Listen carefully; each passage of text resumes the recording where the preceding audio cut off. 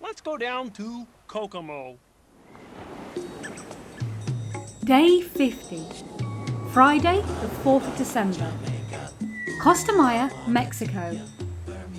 At 4:20 a.m. yesterday morning, the phone rang to summon both Andrea and I back to the casino to start slot drop at 4:45 a.m.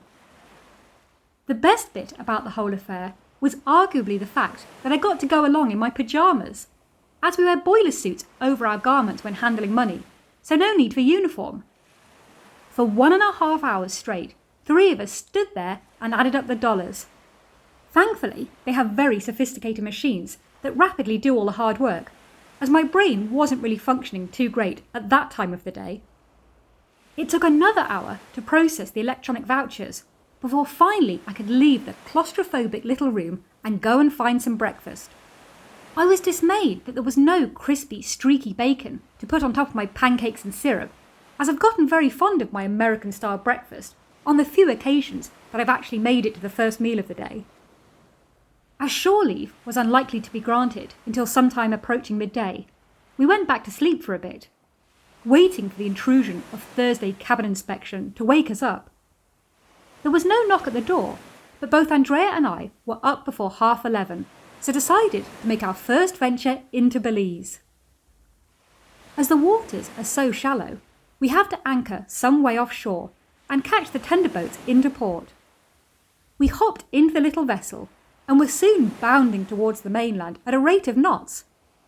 The driver wasn't hanging about, and the large speedboat contraption was tilted at a 45-degree angle, kicking up gallons of white spray in its wake as we made our way landwards.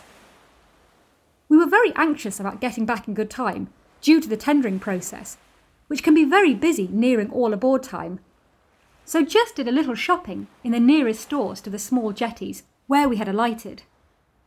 I splashed out on a couple of new bikinis, as my current model has been taking the slack all on its own and has been getting overworked on a regular basis.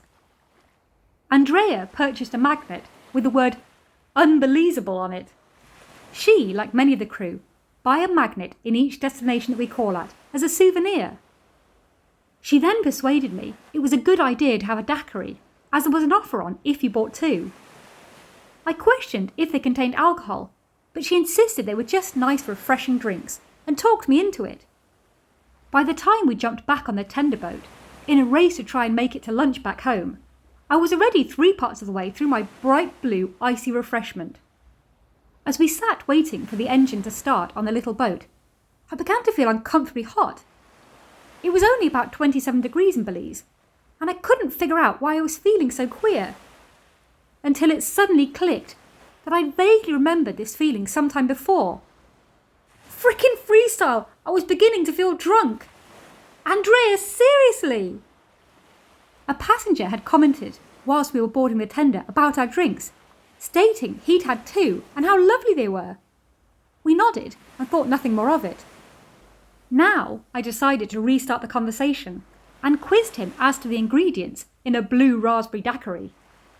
"Well, lots of rum and ice mainly," came the reply I was dreading to hear. Daytime drinking, followed by a ride on a bouncing boat. If I was ever going to chunder, now seemed like a very opportune moment. In fairness, at the time, I think Andrea genuinely believed that they were actually alcohol-free. I left the remainder of my vicious slush puppy on the deck until we reached the Dawn, whereby I picked it up until I could find the nearest place to safely dispose of it. As we waited at the back of the queue to pass through security, just inside the main ship, behind the guests, one gentleman, quite possibly another daiquiri imbiber, hurled everywhere. Oh my freestyle goodness, this was not what I'd wanted to see at any time of the day or night, let alone when I was already feeling a little off my best myself. We hurried through the checkpoint and to the safety of our cabin, but for me, lunch was now firmly off the menu. So I went and took advantage of the crew pool and some delightful fresh air before it was my time to shine in the casino once more. I was closer and money counter again last night, but finished and in my freshly made bed, thanks Stefan, my awesome new room steward, by 4 a.m, meaning I could get a bit of sleep in before I head to shore in Costa Maya today. We've no boat drill also, so we have a bit more time than usual to explore the surroundings, which is nice, as we depart from Costa Maya fairly early each week. And that's all for day 50. Thanks for listening. Be sure to tune in to day 51's antics tomorrow. Same time, same place. Well, not literally, because this ship never stops. Be sure to subscribe so you never miss a day. And if you're enjoying it, like and share it too. Thank you!